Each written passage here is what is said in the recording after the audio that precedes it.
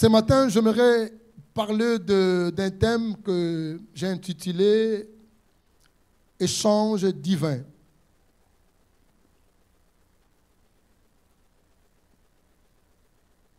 Échange divin. Et dans ce thème, nous allons partager avec vous l'Église. Je vais appuyer sur le premier livre de la Bible, le livre de Genèse.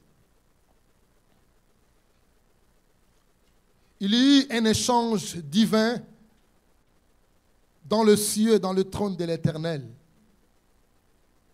Et dans ce chapitre de Genèse, chapitre 3, nous allons prendre directement à partir du verset 7 jusqu'au verset 12. Et nous allons aussi peut-être sauter pour prendre aussi verset 21 et verset 24. Toujours Genèse. À partir du chapitre 3, verset 7 à 12.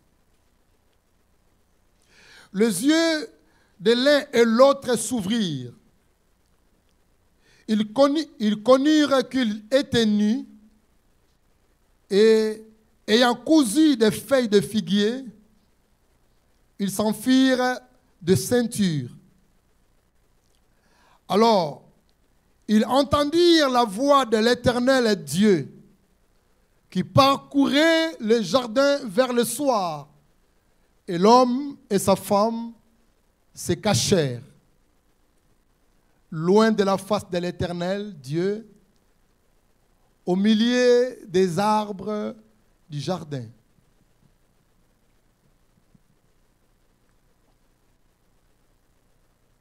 Mais l'Éternel Dieu appela l'homme et lui dit, « Où es-tu? Où es-tu, l'homme? »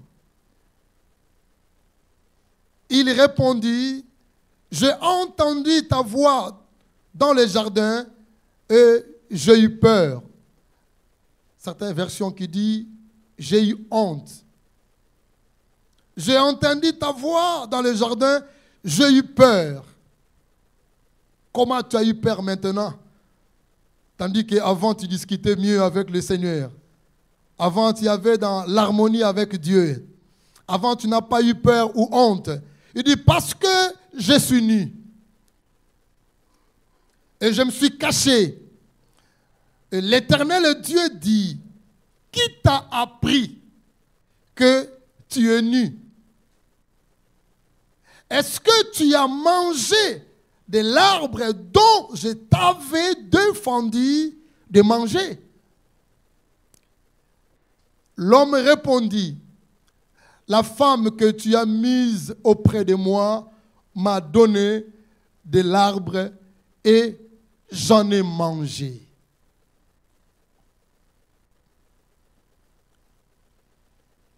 Nous prenons verset 21.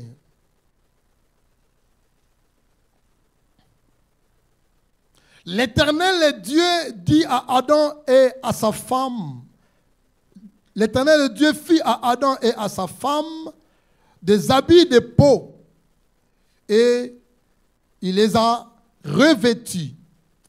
L'Éternel Dieu dit, voici, l'homme est devenu comme l'un de nous pour la connaissance du bien et du mal. Empêchons-les maintenant d'avancer sa main, de prendre de l'arbre de vie, d'en manger et de vivre éternellement. Et l'Éternel Dieu les chassa. Il chassa Adam et sa femme Ève dans un jardin délicieux, dans un jardin de gloire. Et l'homme et la femme étaient chassés. L'homme et la femme ont perdu ses privilèges. L'homme et la femme ont perdu la gloire. L'homme et la femme ont perdu leur dignité qu'ils avaient. Et il est chassé dans le jardin d'Éden pour qu'il cultiva la terre d'où il avait été pris. Verset 24. C'est ainsi qu'il chassa Adam et il mit à l'orient du jardin d'Éden le chérubin protecteur. Un chérubin protecteur qui agite une épée flamboyante pour garder les chemins de l'arbre de la vie. Amen. Alléluia. Alléluia. Donc nous voulons parler de cette parole que nous venons de lire, comme j'ai intitulé un échange divin. Il s'agissait ici, comme nous venons de voir, que Dieu a chassé. C'est le premier homme que Dieu a créé sur la terre, Adam et Ève. Comme nous le connaissons bien, l'histoire, à partir du Genèse chapitre 1, chapitre 2, la Bible dit Dieu a créé le monde par la parole. Il a créé toutes choses que vous voyez par sa parole. Et le 5 jours, et le 6e jour, Dieu n'a pas créé l'homme par sa parole, mais Dieu lui-même a descendu sur la terre et il a pris son temps pour créer l'homme. Il a pris des sables, la terre, et il a commencé à créer l'homme. Donc l'homme et la femme a été créés, l'homme a été créé à l'image de Dieu. Moi et toi, comme nous sommes là. D'autres créatures que nous les connaissons, même, je peux dire, même les anges n'ont pas été créés à l'image de Dieu. Les anges, ce sont des êtres spirituels. Nous sommes des êtres humains. Et Dieu a créé toutes choses que vous voyez par sa parole. Mais lorsqu'il voulait créer l'homme, Dieu a pris vraiment son temps.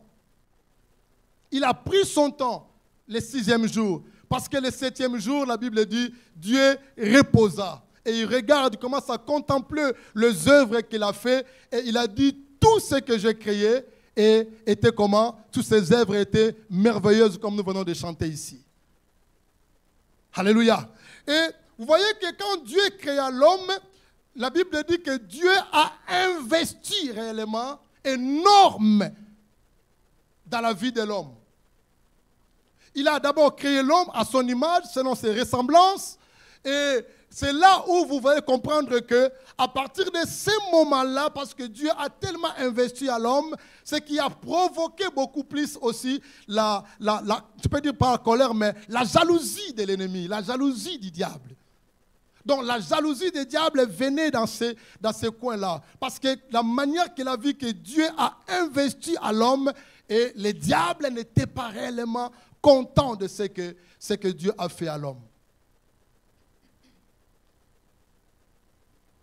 Et il faut pas oublier qu'à ce moment-là, déjà que le diable, comme Lucifer, il était déjà chassé. Il était déjà chassé là-bas en haut. Il vivait, il régnait déjà sur la terre. Et c'est pourquoi la Bible dit, lorsque Dieu a créé l'homme et la femme, Dieu a mis une loi, si je peux dire comme ça, une loi. Dans le jardin d'Éden, il y avait des arbres. Il y avait un arbre de connaissance du bien et du mal et un arbre de vie. Et Dieu a dit, vous pouvez manger tous les arbres que vous voyez dans ces jardins avec leurs fruits, mais cet arbre-là qui est au milieu là, de connaissance du bien et du mal, ne touchez pas et ne mangez pas. Il n'y avait pas 2 lois, 3 lois, mais je peux dire ça comme une seule loi, une interdiction. Alléluia. Il n'y avait pas beaucoup.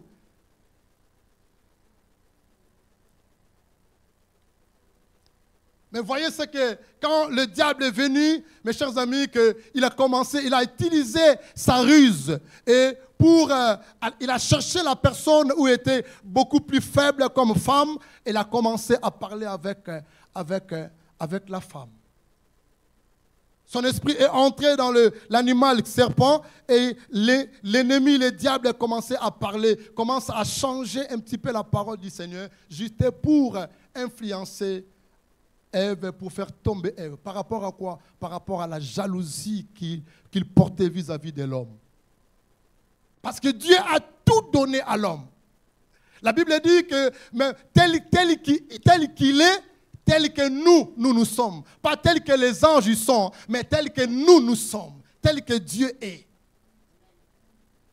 C'est-à-dire nous sommes vraiment créés à l'image. C'est pourquoi quand Jésus-Christ est venu sur la terre, il était vraiment homme, 100% homme, un garçon. Alléluia. Il était homme. Il est venu sur la terre comme tant qu'homme, vraiment homme, normal comme ça. C'est pourquoi les gens avaient tellement beaucoup de peine pour croire réellement c'est lui ou Dieu ou le Fils de Dieu. Parce qu'il est venu comme homme. Et Dieu a tout donné à l'homme. Il a créé l'homme à son image. Il a donné à l'homme sa gloire à lui. La gloire de Dieu, Dieu a donné ça à l'homme. Et la Bible dit qu'il y avait une bonne harmonie entre Dieu et l'homme. Dieu venait de temps en temps et discutait avec l'homme. Comment vous allez? Ça se passe bien? Oh non, non, tranquille Seigneur. On est bien, jusque-là on est bien. Et il était bien avec sa femme. Mais lorsque le diable est venu, il a commencé à jalouser l'homme et jusqu'à tel point qu'il a menti Ève. J'aimerais vraiment aussi la souligner parce qu'il y a, comme je disais, que la séduction, aujourd'hui, ça vient dans beaucoup de choses. Hein. La séduction, ça prend beaucoup de casquettes. La séduction, ça peut être par la parole. La séduction, ça peut être par les actes et par tant de choses ou de miracles ou beaucoup d'autres choses. Mais ça ici, le diable a séduit Ève par la parole. Et nous devons être très attention, surtout comme je disais, dans ce temps de la fin, nous voyons beaucoup de messages qui arrivent aussi, qui ne sont pas vraiment bibliques, qui sont hors de la parole. J'ai entendu quelqu'un qui disait que Adam et Ève n'a pas mangé le fruit, mais Adam et Ève, ils ont fait les rapports sexuels avec les serpents. Ah, Seigneur. Il y a des messages comme ça qui se passent à l'Internet, partout ailleurs. Si nous ne sommes pas prudents. Certains qui disent non, Dieu a chassé Adam et Ève dans le jardin d'Éden parce que Adam et Ève, ils se connus dans les rapports sexuels. Oh, mais c'est quoi ça? Adam et Ève, ils ont désobéi à la voix de Dieu. Ils ont touché l'arbre que Dieu a défendu de toucher. Parce que si vous regardez dans la Genèse chapitre 2, Dieu déjà les a bénis et il a dit, soyez féconds. Comment il peut être fécond? Comment? Oh, vous parlez pas? Comment Dieu a dit que soyez féconds? Comment Adam et Ève peuvent devenir, ou peut féconder, peut remplir la terre? Comment? Si ce n'est pas par l'acte sexuel. Parce que c'est Dieu qui l'a accordé cela. C'est Dieu qui les a bénis. Il a dit, je vous autorise de le faire parce que vous êtes bénis. Vous êtes bénis de le faire. Donc il n'y a pas un péché là-dessus. Lorsqu'un mariage est béni, il n'y a pas le péché là-dedans. Alléluia. Mais attention avec des faux enseignements qui viennent aujourd'hui. Adam et Ève ont désobéi à la voix de l'Éternel. Ils ont mangé le fruit que Dieu a défendu de toucher. C'est pourquoi lorsqu'il est venu à Adam, il dit, qui t'a dit que tu es nu? Il a dit que non, c'est la femme que tu as mise à côté de moi. Dieu demandait, est-ce que tu as mangé les fruits dont l'arbre que je vous ai défendu? Il dit, ce n'est pas moi, c'est ma femme. Dieu a compris. Il n'a pas dit que est-ce que vous avez passé d'un acte un rapport sexuel avec... Non, Dieu a dit, vous avez mangé les fruits. Et lorsque Adam et Ève ont mangé le fruit, c'est là où la mort, la maladie, la souffrance, les catastrophes, il y a beaucoup, toutes sortes de mal à entrer dans la vie d'Adam et Ève. Et le diable était content. Le diable disait, oui, j'ai réussi ma mission. Parce que comment Dieu peut investir comme ça dans la vie de l'homme? Et nous sommes là en tant que ces anges. Nous avons joué, nous avons acclamé, nous avons resté avec lui pendant très longtemps. Pourquoi Dieu n'a pas investi beaucoup comme ça vis-à-vis de nous? Et c'est là la jalousie de l'ennemi. Il était jaloux de l'homme. Et il est jaloux de l'homme jusqu'à aujourd'hui. Parce que nous sommes créés à l'image de Dieu. Alléluia. Le diable, l'ennemi est jaloux de nous. Quand il nous voit comme ça, il ne veut pas que nous soyons heureux. Son objectif principal est toujours de nous nuire, de nous détruire, de nous faire pleurer. Et c'est à partir de ce moment-là, la souffrance de l'homme est commencée. Et il y avait une séparation d'amitié avec Dieu. La rupture de la relation avec le Seigneur, c'était à ce moment-là. Et Dieu les a chassés dans le jardin d'Éden. Ils ont perdu la gloire. Le péché nous fait perdre la gloire. L'ennemi cherche à tout possible de nous perdre la gloire, de nous perdre l'honneur, de nous perdre beaucoup d'autres choses. C'est ce que l'ennemi cherche dans nos vies et dans la vie de l'Église, dans son ensemble. Et lorsque lui, il a fait cela, il était content, il a retourné à sa place, il était très content. Je vous ai dit un jour ici, il rôde comme un lion, il cherche à frapper. Il cherche à balancer la maladie dans les foyers. Il cherche à séparer les foyers. Il cherche à divorcer les gens. Il cherche à détruire les gens. Il cherche à créer des accidents et beaucoup d'autres choses dans la vie de l'humanité. Parce qu'il est tellement jaloux de nous. Il est tellement jaloux. Il voulait te laisser que tu restes dans l'ivrognerie. Il voulait te laisser rester dans la drogue, dans les bêtises. Et lorsque tu restes dans les bêtises, là, lui, l'ennemi est content. Parce que lorsque nous faisons du bien, et Dieu, notre Seigneur, est content. Et la gloire de Dieu nous lâche lorsque le péché entre dans la vie de quelqu'un. Vous allez voir quelqu'un qui était peut-être respectueux, mais le jour où il a fait des bêtises ou bien il a commis des péchés, vous allez voir vraiment la personne est par terre. Par terre. Par terre. Même dans le monde normal comme ça, même dans le milieu politique, c'est toujours comme ça. Dans le milieu politique, c'est comme ça aussi. Un homme, je pense que, je ne voulais pas citer son nom, un homme français qui avait l'ambition de devenir président de la République. Lorsqu'il a fait des bêtises avec une prostituée, qu'il était le président de FMI, je pense. Vous le connaissez.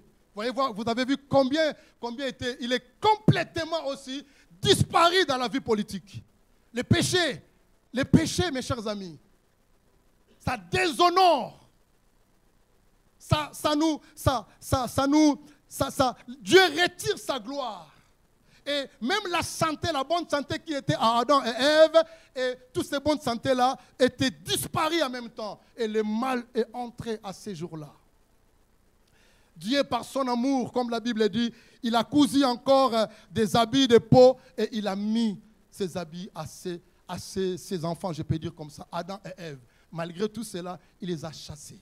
Toi qui étais, comme je disais, toi qui étais bien à l'harmonie avec le Seigneur, comment tu commences à se cacher parce que tu as entendu la voix du Seigneur? Le péché nous éloigne toujours devant le Seigneur.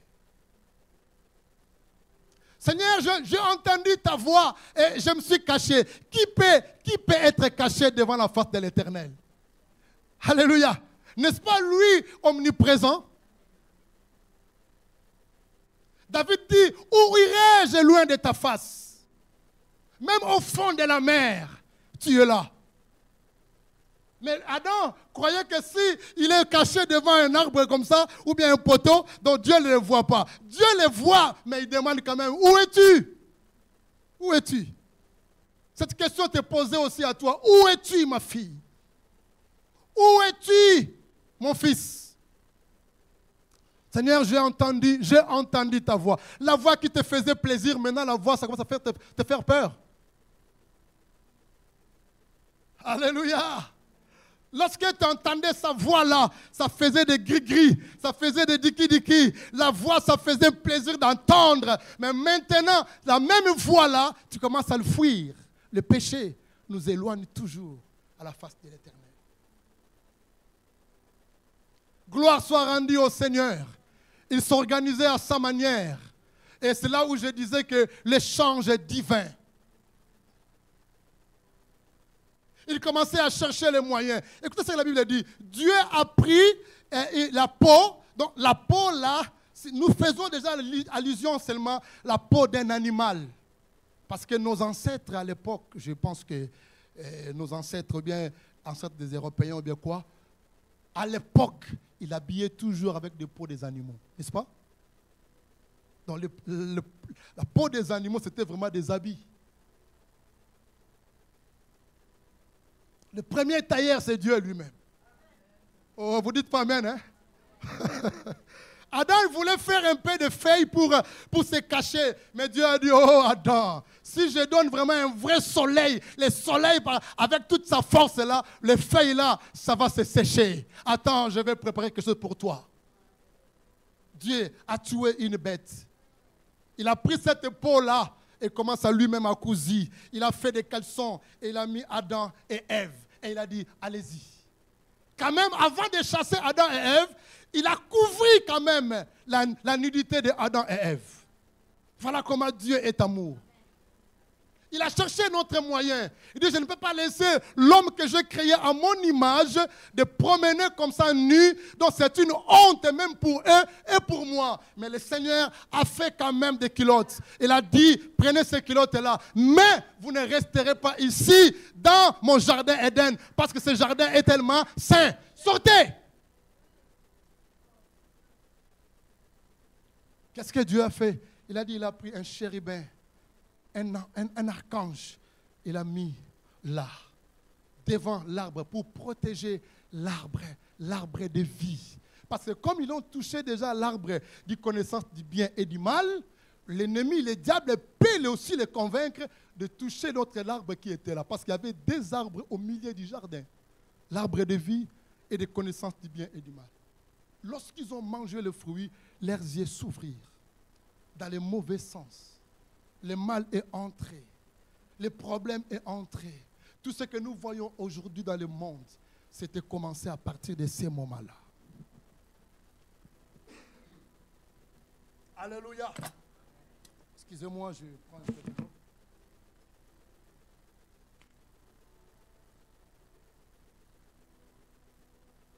Priez pour moi parce que la toux qui me dérange, là, ça fait 3 semaines.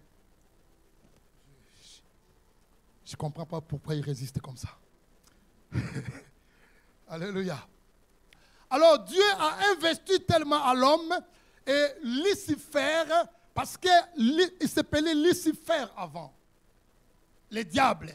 Et il n'était pas content et c'est là où il a eu la colère. Mes chers amis, c'est pourquoi j'aimerais vous dire réellement que, vous savez, quand l'homme a péché, vous allez remarquer dans le livre de Genèse, chapitre 6, la Bible dit que Dieu s'est repenti d'avoir créé l'homme.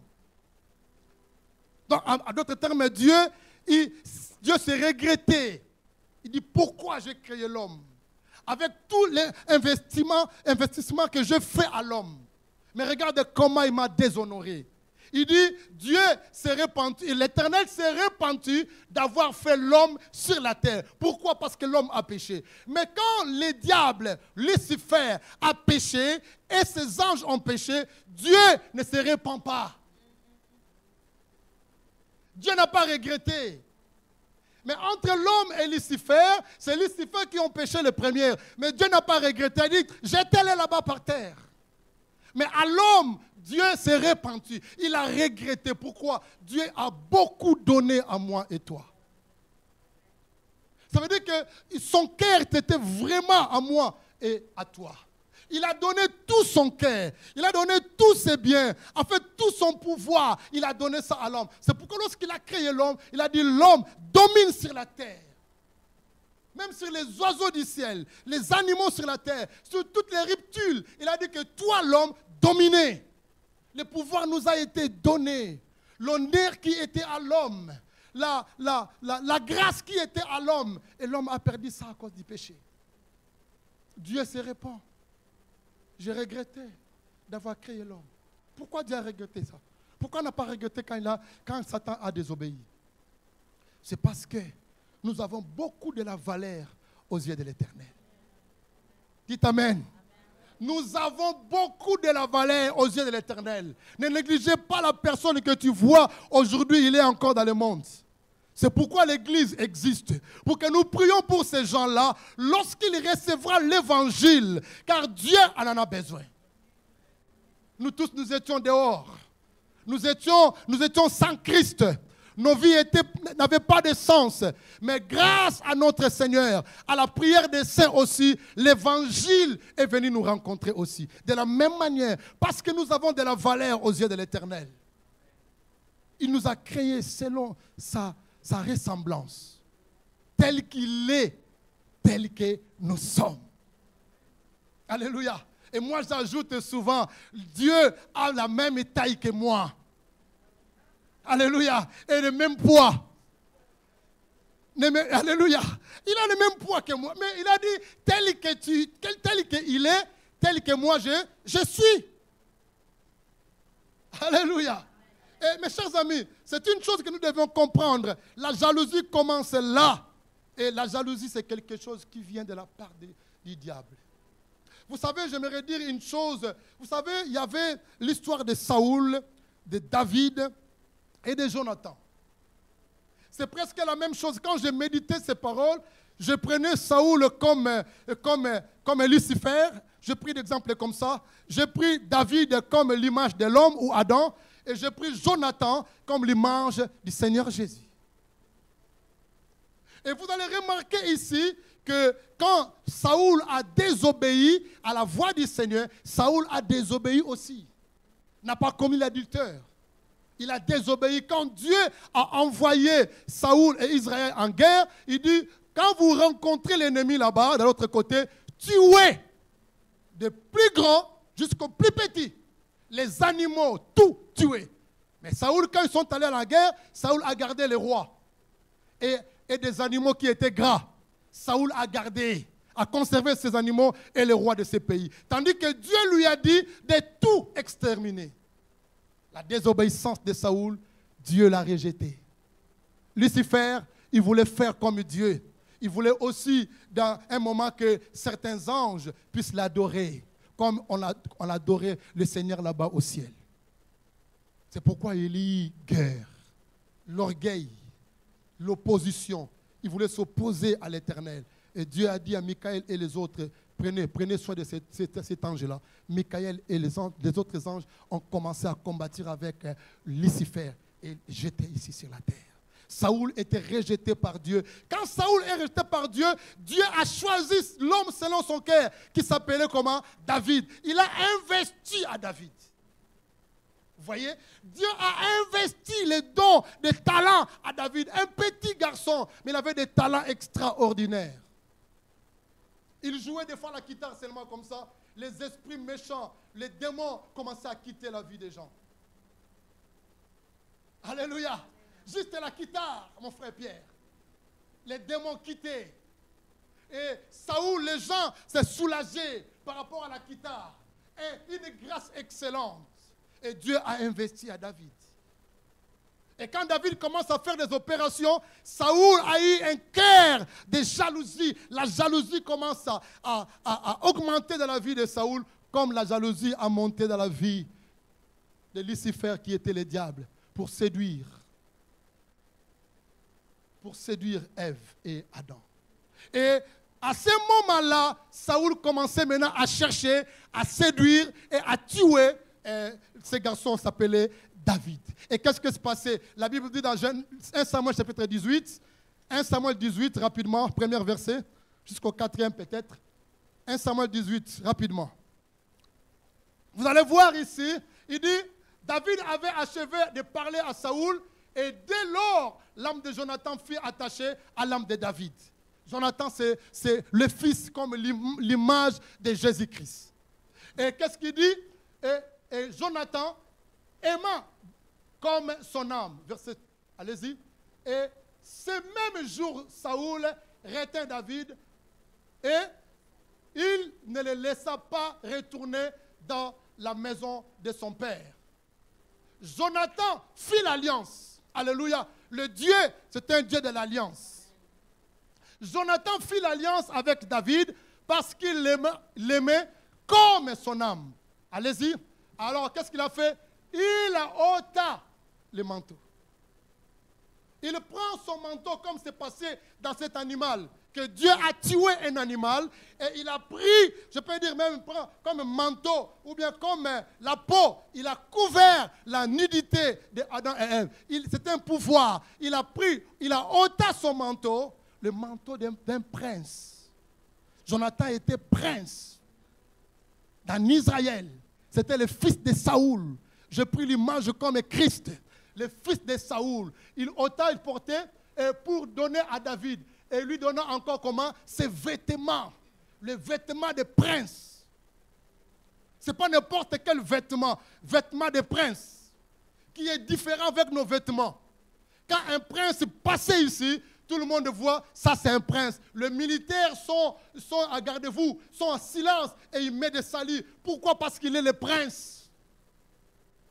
Qu'est-ce qu'il dit encore? Il a dit son épée, l'épée qui est l'image de la parole. Donc vous voyez ici, Jonathan a investi à David. Il a donné toutes ces choses-là à David. Pendant que Saoul, son père, il cherchait à détruire, il cherchait à corrompre David. C'est ce que Dieu a fait avec nous. Un échange divin. Alléluia. Dieu a fait un échange. Pendant qu'il voyait que l'homme était dans la perdition, pendant qu'il voyait que l'homme était dans le chemin de la mort, pendant qu'il voyait que la maladie a pris son ampleur dans la vie de l'homme, Dieu s'organisait, il fait une réunion dans le ciel, il s'organisait pour faire l'échange. Il dit, écoutez, mon fils, va mourir, va prendre l'opprobre de Maria, va, mon fils. C'est pourquoi dans le livre d'Ésaïe, quand Ésaïe, le Dieu, dans son trône, était en train de faire la réunion, et Dieu posait la question dans la réunion, qui enverrai sur la terre? Personne ne levait ses doigts pour dire, Seigneur, envoie-moi. Personne. Dieu demandait encore, qui enverrai-je pour venir à la terre, pour sauver ma fille, pour sauver mon fils? Il n'y avait personne. Mais il y avait un jeune homme. Alléluia. Un jeune homme. Le Seigneur de gloire. Il dit, Père, envoie-moi. Je suis prêt à exécuter ta volonté. Et Seigneur Jésus-Christ a accepté de venir à la croix, de venir ici sur la terre pour prendre ta place à toi, pour prendre ma place à moi et pour nous donner son honneur à lui. Alléluia. Ésaïe chapitre 53. Alléluia. Ésaïe 53, verset 4. Jusqu'au verset 9. Regarde ce qu'il dit. Ésaïe 53. Cependant, ce sont nos souffrances qu'il a portées. Donc, il est venu sur la terre. Il s'est organisé là-bas au ciel. Et un échange divin s'est passé. Il dit, va prendre la place de Céphas. J'étais destiné à la mort. Un homme sans abri. Sans valeur. Parce que toutes mes valeurs ont été parties par rapport au péché. Mon honneur était bafoué. Qui peut m'écouter? Alléluia. Qui peut m'écouter? On était nus. Le péché nous a envahis, nous a amenés à la mort. Mais Dieu, par son amour, il s'est organisé. Il a dit, mon fils, allez. Le fils a accepté d'aller. Il a dit, Père, je vais faire ta volonté pour sauver la vie de Hervé. Il est venu pour te sauver, mon frère.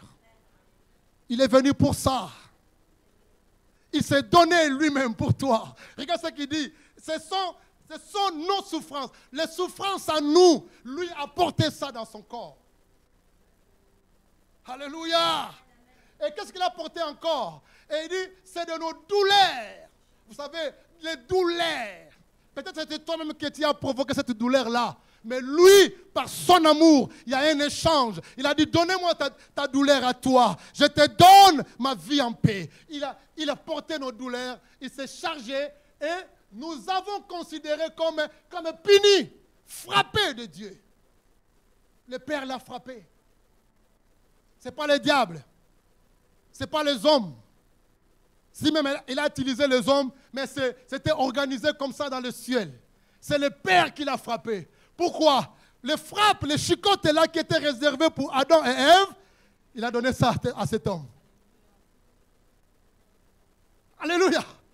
C'est lui qui pêche. C'est celui-là qui sera chicoté, non? Mais Dieu n'a pas chicoté Adam et Ève. Oh my God. Alléluia.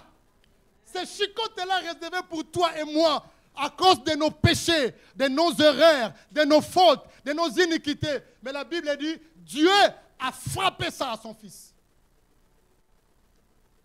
La honte qui était pour toi et moi, regardez, humilié, la honte. Adam qui était caché, ici il a dit, j'ai entendu ta voix, je me suis caché parce que je suis nu. La honte. Lui a porté cette honte-là. L'homme de Galilée était humilié. Quelle honte. Il a pris toute ta souffrance à toi. Même la maladie, il a pris. Il a donné sa guérison à lui. Regardez, continuez la lecture. Regardez. Mais il était blessé pour nos péchés. Nos péchés à nous. Vous savez, des fois, le péché, pour certaines personnes, le péché, c'est goût, c'est sentiment, c'est bien. Mais nos péchés à nous, lui a blessé à cause de cela. Vous ne réalisez pas la souffrance de Christ à la croix. C'est pourquoi l'apôtre Paul a dit, pour moi, je ne parlerai pas, je ne prêcherai pas d'autre chose que Christ crucifié. Sa prédication, ses serments de l'apôtre Paul étaient basés seulement sur l'œuvre de la croix. L'œuvre salvatrice. Parce que ce que Christ a fait à la croix, personne d'autre ne pouvait le faire. Personne. Il nous a sauvés.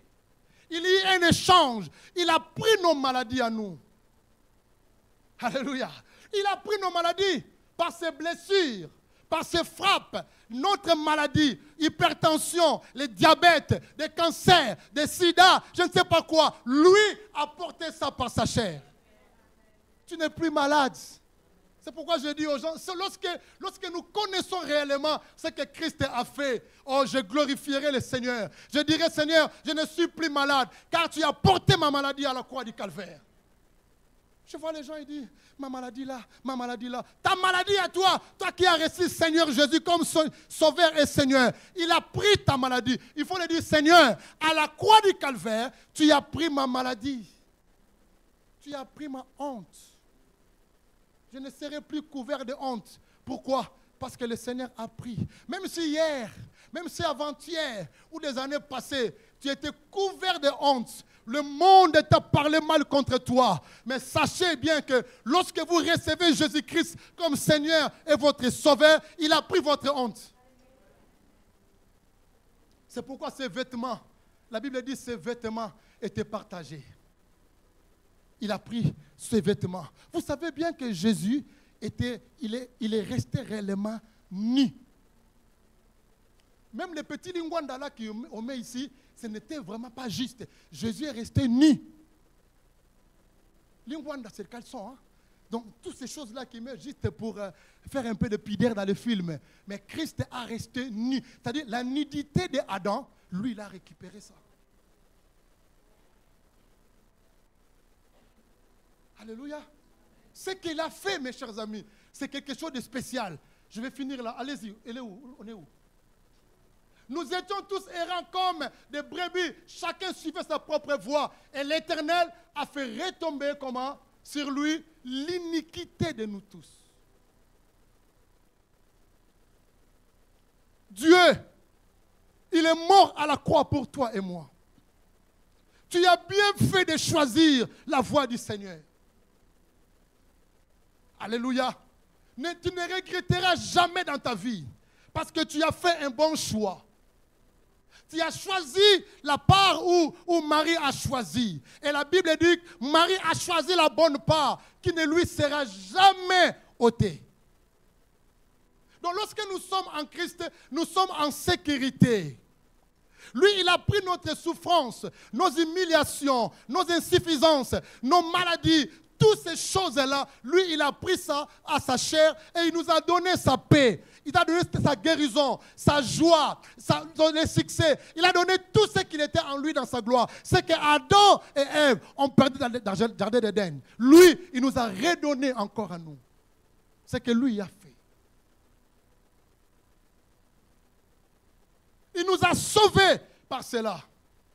En acceptant Jésus-Christ comme Seigneur et Sauveur, nous sommes épargnés, mes chers amis, de toute cette maladie, des catastrophes et de la mort éternelle. Nous sommes épargnés à cela. Pourquoi? Parce que lui est mort à notre place. Alléluia! Acclamez le Seigneur. Acclamez pour tout ce qu'il a fait dans ta vie.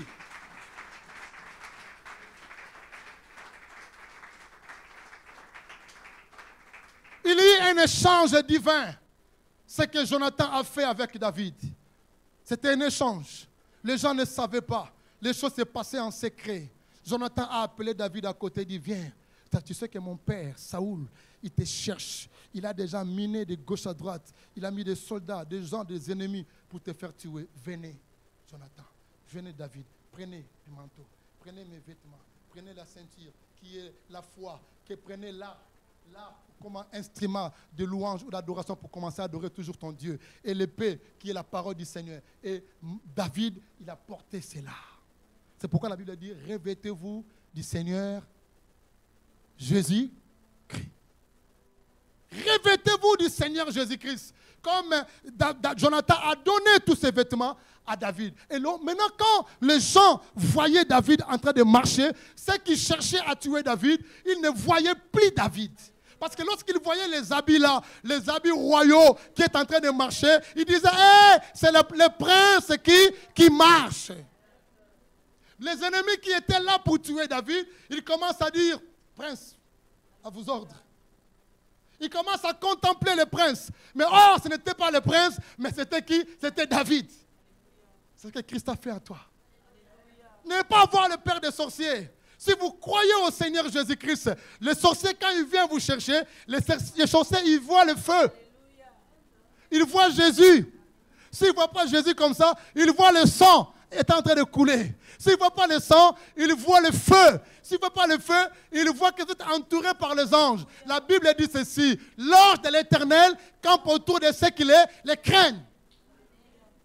C'est ça que les sorciers voient. Alléluia. N'aie pas peur. Celui qui est en toi est plus grand et plus fort. Celui qui est en nous, il est plus grand et plus fort. Il est puissant. Il a fait de grandes choses dans nos vies. Et nous devons seulement les contempler. Oh mon âme, bénis l'Éternel. Lèvons-nous, nous allons bénir ce Dieu dans ces mots. Oh mon âme, bénis-le pour tout ce que Dieu a fait dans ta vie. Bénis l'Éternel. C'est pas difficile cette chanson. Oh mon âme, bénis l'Éternel. Allez-y, groupe de louanges, venez. Venez donner un peu de coup ici. Oh mon âme. Là où tu es, bénis l'Éternel avant de manger la Sainte Seine. Parce que Christ a fait des choses merveilleuses. Il y a eu un échange divin pour ta vie. Oh, il a pris ta souffrance. Il a pris ta désolation. Bénis l'Éternel. Il a pris ta maladie. Il a pris ta souffrance. Oh mon Et lui, il t'a donné son honneur. Bénis l'Éternel. Il t'a donné sa vie. Alléluia. Tous ensemble, chantez ce chant. Chantez ça fort. Même les gens qui sont dehors entendent que mon âme bénit l'Éternel. Alléluia. Alléluia. N'oublie aucun de ses bienfaits. Oh mon âme. Oh mon âme. Bénis l'Éternel. Bénis l'Éternel. Commencez à bénir le nom de l'Éternel pour les œuvres salvatrices qu'il a fait dans ta vie. Bénis l'Éternel, bénis l'Éternel.